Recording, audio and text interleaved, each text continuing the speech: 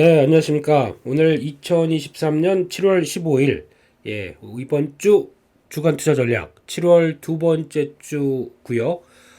첫 번째 시황 코너, 바로 시작을 하도록 하겠습니다. 일단, 이번 한 주 어떻게 좀 도움이 되셨는지, 아니면 시장의 상승세에 몸을 맡겨서 그래도 좀 수익을 챙겼는지, 잘 궁금한 한 주였습니다. 한 그대로 빌렸다가 그대로 올라오는 이런 과정 쪽에서 참 우여곡절도 있었지만 추가락을 염두를 하다가 주식 비중을 줄이고 현금 비중 늘려서 살짝 고민하다가 다시 올라온 거 보고 또 늘렸는데 이런 참 대응을 잘 하셨는지 모르겠고요. 그 중에 또 저희는 중요한 반도체가 포트의 핵심이기 때문에 이런 게 그래도 시장에 맞아서 어느 정도 좀 도움이 되셨는지 참 궁금을 한 주였습니다. 그만큼 변동이 빠르게 움직이고요. 변동성이 커지고 그리고 또 그에 따른 변화가 나왔을 때 특히 변동의 핵심은 우리나라에서 그러니까 외국인들이 이제 움직여야 시장이 되지 않습니까? 근데 외국인들이 움직이는데 현물 매수를 꾸준히 해가면서 움직인다. 그러면은 현물 매수가 움직이는 장은 의외로 이렇게 차분하게 움직이는 경우가 많고요. 그러다가 어느 정도 돼서 외국인들이 선물로 대응을 한다라고 하게 되면 다시는 사실일 겁니다. 선물로 대응하기 시작하게 되면 이런 위아래 진동의 변동폭이 커지기 시작합니다. 이런 변화나 아니면 또 선물을 같이 현물 매수하고 선물도 매수하고 이런 동반적인 구간이 나오게 되면 우리 주식하니까 차곡차곡 움직일 거야 그러면 얼마나 좋겠습니까? 근데 과연 이들이 그럴까요? 중간 교란이나 우리 주식 사는 거 너희들이 알면 보이긴 보이지만 알려주고 싶지 않아. 그리고 이게 시장이 가는 거라고 생각하게 해주고 싶지 않아. 그러면서 이런 선물을 주죠, 저희한테. 그러다 보니까 선물, 네. 이런 선물 매도와 매수가 번복되기 시작하면서 헛갈리게 만들고 나중에 보게 되면 계속 주식은 사고 있고 이게 지금 그들의 전략이다 보니까 여기에 말리지 말고 그리고 또 대거 선물 매도가 있다고 하더라도 뭐 나중에 지나고 나게 되면 이게 반대로 선물 매수로 쓰이는 역할이 나오다 보니까 결국에는 외국인들이 주식을 많이 사오는 입장 쪽에서 선물 매도했다가 매수를 하게 되면 정고점이 돌파한다. 이런 또 하나의 진리도 이번 흐름을 통해서 잘 체크를 하는 게 맞지 않았나 생각이 듭니다. 그래도 잘 한 주 마무리가 됐고 그다음에 다음부터는 또 어떻게 될 것이냐. 또 배부르면은 그다음엔 아침 먹었으면 점심 먹을 거 고민이죠. 이런 시장에서 다음 변화는 또 체크를 하시되 마감된 미국 시장 보니까 약간 속도 조절이 나오는 거죠. 그냥 우리가 갈 것 같아. 주봉으로 한번 볼까요? 여기까지 들어왔으면은 아마 이 상태 다음 저항권이 이제 들어가는 자리들이죠. 보면은 요 라인들 한번 볼까요? 이 라인들 그리고 이 라인들 이런 쪽에서 흐름을 보게 되면은 아마 여기서 저항권이 왜 들어오는지에 대한 변화가 나오다 보니까 약간 14,200 그리고 또 직전 고점이 여기네요. 그러면 14,000 요 정도면은 500 저항이겠네요. 그렇기 때문에 14,000대부터 14,000 언제 또 14,000으로 바뀌었죠? 라고 생각하실지도 모르겠지만 요 정도 라인들이 들어오는 14,500선 정도까지는 이제 저항으로 보고 거기를 이제 14,000 또 200선 정도가 있겠죠? 요 정도가 되고 그러다 보니까 이제 꾸역꾸역 또 올라올 때 흐름들이 이제 들어오는 장 이렇게 봐야 될 것 같고 이걸 한번 또 월봉으로 한번 볼까요? 월봉으로 보게 되면은 와 거의 그냥 55개월 선 딱 닫고 거기서 지지받은 다음에 이제 쭉 다시 올라오는 이런 패턴들 참 나스닥이 의미하는 바가 잃어버린 한 1년 정도가 됐겠죠. 2022년도 1년도부터 그리고 또 2002년 동안 좀 고생을 하다가 그 다음에 다시 반전이 되는 이런 모습들 참 미국이라서 가능한 나라가 가능한 것 같습니다. S&P 500 볼까요? 이거는 아직까지는 어떻게 보면 나스닥보다 더 세죠. 얼마 안 남았습니다. 지난이 고가가 4,800, 지금이 4,500. 아니 금리 뭐 그렇게 세게 오른 나라 맞습니까? 네, 그러면 지금 300포인트니까 그래봐야 10포인트도 안 7포인트, 8포인트 이 정도밖에 안 남았네요. 7%, 8%. 예, 참 셉니다. 다우는 워낙 빠진 것도 없다고 봐야 되겠죠. 빠진 것도 없이 그냥 꾸준했던 변화니까. 단 빠진 것도 없다 보니까 탄력적으로 올라가지도 못하는 이런 흐름들이겠죠. 그래서 오늘 나왔던 분위기는 다우, 나스닥, S&P 모두 조정을 받았는데 조정이 큰 폭의 조정은 아니라 약간의 조정. 그래서 장중에 막 달리다가 매물 우르르 나왔던 조정들 이런 것까지 봐야 될 것 같고요. 거기다가 아마 이것까지 보게 되면 다음 주까지 보게 되면 다음 주 금요일이 이들도 옵션 만기일이 있습니다.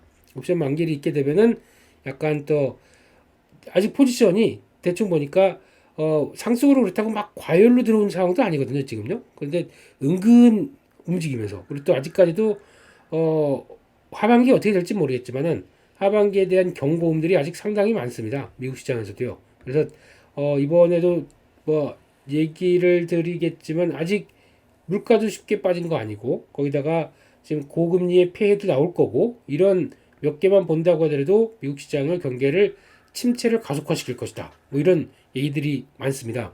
근데 이거는 모르는 일이에요. 저희도 모르는 일이고 그리고 앞으로도 체크해야 될 일이긴 하겠지만 여기에 사로잡혀서 경기 침체가 나오니까 주식 다 팔고 도망차.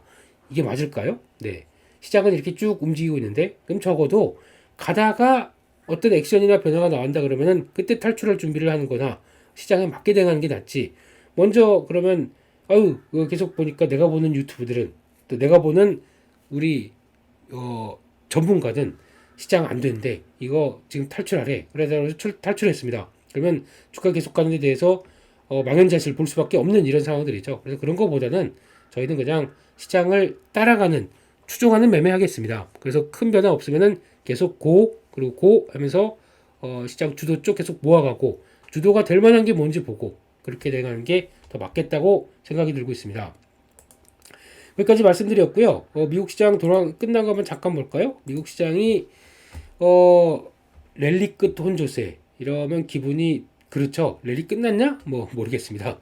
이렇게 나온 것 같고 은행의 실적들이 잘 나옵니다. 충당금 적립을 일단 실적은 잘 나왔는데 충당금을 적립하겠죠. 그러다 보니까 이거는 또 이거는 뭐 좋은 겁니다. 그럼 나중에 가게 되면은 이제 어느 정도 금리가 인상이 마무리가 되고 딱 끝난 다음에 오히려 금리 인하 시기나 변화가 들어오게 되면 충당금 적립이 모르겠습니다. 이게 그때 리스크가 많이 완화가 되기 시작한다 그러면 이게 정리가 되겠죠. 그럼 은행 실적들은 좋아집니다. 충당금을 환입시킨다고 표현하죠. 그렇게 되면 앞으로 발생할 위험이 있기 때문에 이걸 좀 쌓아놨다가 뚝을 쌓아놓는 거죠. 놨다가 비가 이제 안 옵니다. 그러면 이제 됐네. 홍수 날 일 없네. 그러면 이걸 다시 쭉 쌓던 제방을 내려놓겠죠. 그게 실적으로 환입되고 이런 과정이 나오다 보니까 지금 이거는 한때 그랬었죠. 이거 지금 은행 쪽에서도 그렇고 지방은행 파산한다 난리가 한번 올해 3월 달까지 난리가 이어지다가 이게 그래도 서서히 은행 쪽에 거의 변화가 없다 이런 쪽으로 나오다 보니까 아무래도 시장에 대한 관심이 높아지는 것 같고 순이익이 67%가 들었대요. JP모건이. 와 이렇게 되면은 물론 이제 작년 동기 대비인데 작년 동기 대비해서 작년은 일단 워낙 위축이 들어가기 시작한 초기 단계다 보니까 그럴 수는 있고 거기다 뭐 트레이딩이나 아니면 이번에 나오는 빅테크 기업들 매매 잘했겠죠. 이런 여러 가지 변화가 실적을 끌어올렸다고 봐야 되겠죠. 이런 상황들이고 그런데 또 연방위원께서 한 얘기가 아무래도 시장이 좀 갈피를 못 잡고 갈팡질팡하는데 이런 때는 또 이런 분들 출동하시게 되면은 시장이 또 흔들림이 나오겠죠. 크리스토퍼 월러 죄송하지만 뭐 유명하신 분이겠고요. 이사라고 하는데 0.25% 포인트씩 두 번 더 인상할 것으로 예상한다. 그러면 이제 50bp인데 0.25 곱하기 두 번이죠. 그럼 이번에 7월 달에 한 번 올릴 것이다. 라고 하게 되면 이거를 이제 걱정을 이제 금리 여전히 올린다. 라고 걱정을 하는 것보다 제가 보기에는 그러면 두 번 올리면 끝이네? 라고 생각하는 게 더 맞지 않을까요? 그러니까 즉 5.25에서 계속 달려와서 이제 5.5 그러면 5.75 정도 거면 6%는 안 올라가는 정도쯤에서 기준금리가 거의 마무리가 된다 라고 봐야 될 부분들이고 이거 여차하면은 금리 인하할 거다 라고 해석하는 게 맞지 않을까요? 네, 그게 시장에서도 좀 움직인다고 봐야 될 것 같고요. 그래서 그런 관점으로 보게 되면 이게 악재는 아니라 시장에 차익 매물 나와서 흔들릴 때 나온 빌미였다고 봐야 되겠죠. 그 정도로 보고 흐름들 일단 미국 시장은 그냥 별일 없이 끝났구나 생각했으면 하셨으면 좋겠습니다. 그럼 또 자세히 해서 이제 지금 지표들 한번 분석해 보면서 이거 왜 이럴까 뭐 아니면 어떻게 돼가나 이거 한번 체크해 보겠습니다. 달러 인덱스입니다. 달러와의 흐름은 저희 신흥국 입장 쪽에서는 상당히 중요하고 한국은 더 중요합니다. 그렇게 구조가 짜여 있죠. 네, 어쩔 수 없이요. 우리나라가 힘이 셌으면 네, 그런 것도 있겠지만 보시게 되면 103대에서 급락했습니다. 달러가. 이때 어떤 변화가 있었느냐? 다 아시는 것처럼 CPI 쫙 밀렸고 예상보다 약했고 이제 3%대입니다. 3.0 그리고 PPI 이거는 뭐 이제 0.1대로 들어왔습니다. 참 고생이 많았죠. 그동안 2년 동안 무슨 어떻게 당한 거야. 근데 이제 중요한 거는 CPI는 만약에 이제 달러가 약세로 간다. 원자재 가격이 올라간다. 그러면은 물가는 다시 올라간다. 이런 쪽이다 보니까 악순환이긴 합니다. 이런 쪽에서 봤을 때 그러면 물가 올라가게 되면 금리 또 올린다. 그러면 달러 다시 반등한다. 이런 내용들이겠죠. 끝나지 않은 쳇바퀴 꼬리 이 안쪽에서 그래도 지금 상황 쪽에서 미국이 입장은 이런 어떤 변화가 빠르고 강하게 들어오고 있다는 것에 대해서는 일단은 체크를 해야 되겠죠. 그리고 지난번만큼이나 빠르고 강합니다. 그래서 월초죠. 그리고 했다가 다시 반등했다가 이번에 내려왔을 때는 이때 한국의 원달러 환율의 레벨이 1220원이었는데 이 정도 부분까지 이번에 올 것이냐. 근데 지금 보면 그때 라인들을 다 깨버렸어요. 이제 아예 100대도 못 지키고 지금 밀려 내려가기 시작합니다. 그러다 보니까 지금 보시면 99.5, 100을 깬 겁니다. 지금요. 이 정도 흐름까지 달러가 약세로 가고 있습니다. 그렇기 때문에 제가 보기에는 달러 약세면은 워낙 강세를 일으키겠죠. 워낙 강세는 주식시장에 외국인들이 주식을 사게 하고 한국 체력들을 그나마 끌어올리는 요이다 보니까 좋다라고 볼 수 있겠죠. 그래서 이런 거 보시게 되면서 지금 기준으로 제가 보기에는 100대로 강하게 돌아올지는 아직 의문입니다. 왜냐면 너무 강했기 때문에. 그러면 지금 바로 저항이 어디냐면은 일로 바뀌어 있죠. 100.5 부근이 이제 저항으로 바뀌어 있습니다. 그러면 100.5가 안착해서 돌아오지 못하게 되면 그러면 이렇게 됐다가 다시 이렇게 되는 과정이 나오겠죠. 달러는 약세로 갑니다. 당분간은 이렇게 될 가능성이 높기 때문에 100.5 기억해 주시고요. 약세로 가는 구간에 들어오는 상황들 대한민국 증시에는 긍정적이다 이렇게 보면서 대응을 해야 될 것 같습니다. 이유에 대해서는 여러 가지 이유를 대고 싶고 예, 또 이유가 중요하죠. 왜냐하면 이유가 유로화 쪽이 또 변화가 들어오는 게 중요할 것 같긴 한데 뭐 이런 거 다 체크해서 변화 보게 되면은 저희가 좀 그렇지 않습니까? 그냥 지금은 네, 우리한테 우호적인 환경이다. 일단 살짝 내려놓고 저희 종목과 섹터에 집중하시죠. 그게 더 좋을 것 같습니다. 지금 매크로 막 공부해봐야 매크로가 어떻게 됐다고 하는 거 봐야 할 때가 있을 것 같은데 지금은 그럴 때가 아닌 것 같습니다. 그래서 한번 내려놓겠습니다.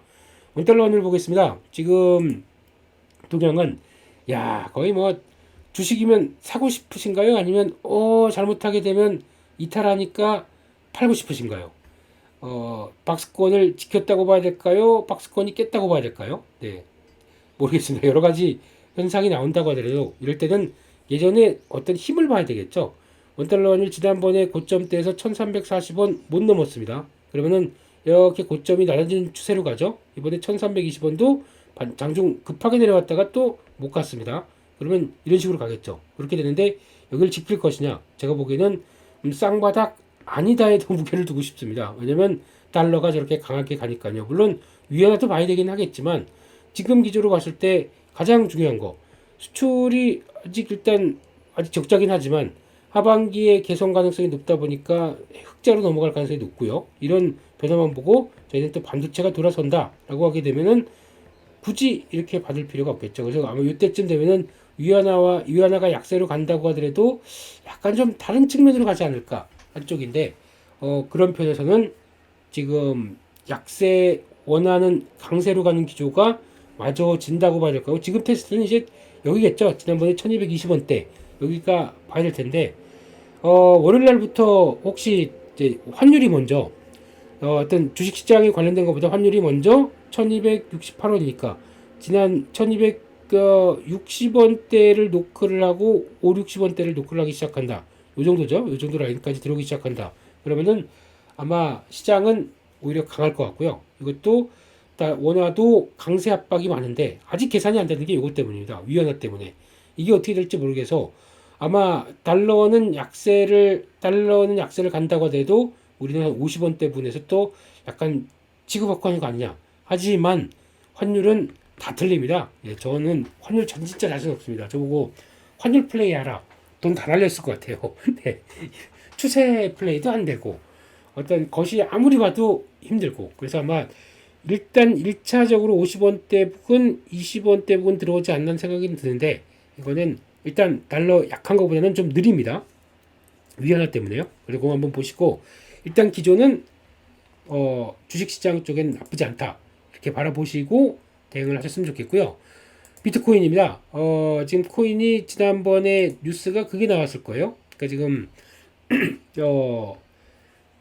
그 리플에 대한 증권성에 대해서 그러니까 리플은 증권성이 없다라고 이제 미국에서 이번에 선고가 됐습니다. 그러면서 리플이 급등했는데 이게 좋은 건지 안 좋은 건지는 파악은 단점도 있고 장점도 있습니다. 그러다 보니까 리플이 코인 관련된 쪽에서 증권성이 아니기 때문에 SEC 미국의 규제에 받지 않는다라는 쪽에서 약간 그러면 자산 쪽으로 성격을 들어가는데 자산이라고 하게 되면 규제를 받지 않는 자산인데 그러면 검증되지 않은 자산이냐? 그러면 위험 자산의 한 축이지만 이거를 그러면 통화 쪽이 아닌 걸로 봐야 되느냐? 라고 하는 아직 나의 정체성은 무엇인가? 라고 고민할 수밖에 없는 게 지금의 결론이죠.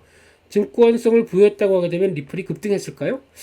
제가 보기엔 그래도 급등했을 것 같습니다. 불확실성 해소로. 근데 그러면 이쪽으로 들어가다 보니까 그럼 이제 앞으로 ETF나 이런 것들 갔었을 때 그러니까 가상화폐를 기반으로 한 ETF가 나왔었을 때 좀 더 타이트한 규제가 들어오기 시작하겠죠.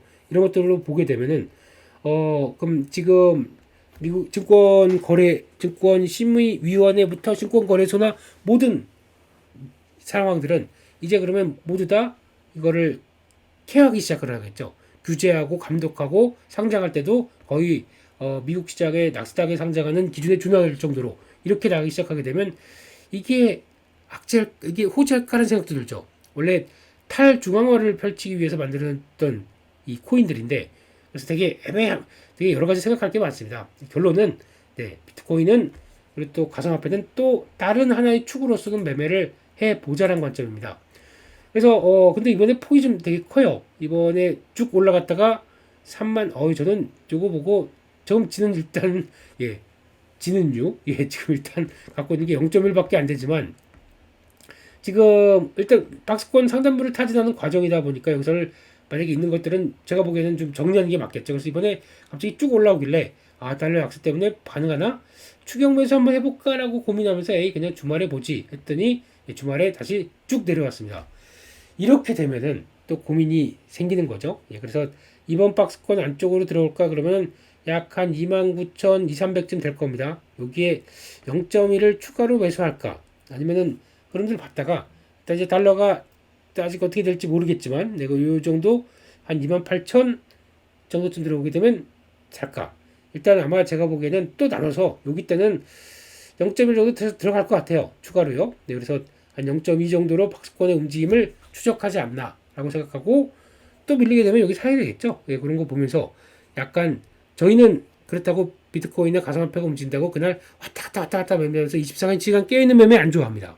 네, 그냥 흐름 보고 추세점하고 큰 방향은 비트코인 해도 된다로 지금 보여지고 있기 때문에 그런 작은 택틱 그러니까 요 정도에 사보고 이 정도에 사보고 계속 밀리네 아우 속상해라고 하다가 쭉 움직이게 되면 다행이다 그래서 또 팔고 뭐 이런 거 그러니까 저희 식으로 얘기하게 되면 분봉 매매 안 하고요 일봉 매매만 딱 하는 꼴이죠.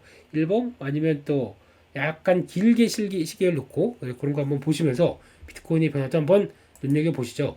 너무 몰입하지 마세요. 그냥 저희는 그 자산 쪽에 한쪽으로 가는 거 별로 안 좋아하긴 하지만 그냥 체험을 한다라는 관점 쪽에서 잠깐 설명을 드렸습니다. 네. 하게 되면 또 신경을 많이 쓰게 되더라고요. 너무 신경 쓰지 마시죠. 네. 그리고 미국의 10년물 채권 같은 경우도 지금 저희가 걱정했던 게 그겁니다. 2년물이 지금 거의 5%대까지 들어오고, 그리고 또 10년물이 4%대까지 들어오고, 이게 낮아지다 보니까 변화가 약간 좀 한숨이 돌린 거죠. 그래서 4%대 이거를 조금 좀 축소해서 볼까요? 예, 이렇게 보게 되면 이 라인들이 지난번에 작년에 올해 3월 달에 한 번, 그리고 또 지금 이번에 한 번. 그래서 이게 만약에 돌파됐다라고 하게 되면 긴장을 좀 탔겠죠. 4.121대 정도로 보는데, 그러면은 와, 금리를 강하게 올리는 반응들과 10년물마저도 이렇게 반응을 해? 2년물은 뭐 더 말할 것도 없죠. 이거는 5%대 갔다가 지금 이제 꺾이는 거다 보니까 이런 상황들인데, 단기물들은 다 좀 더 빠르게 움직였을 거고, 근데 10년물마저도 여기를 돌파를 해서 만약에 들어오면 어떡하나 싶었는데, 예, 일단은 아니죠. 그리고 빠르게 소멸합니다. 그러면 중요한 라인들 3.8이죠. 지금부터는 3.8인데 이 라인들 또 안착하는지 만지가 중요한데 쫙 밀렸다가 또 돌아옵니다. 그래서 이런 과정들이 나오는 거 보면 아직까지 이번에 미국에서 금리를 인상할 가능성에 대해서 지금 생각을 하고 있는 거죠.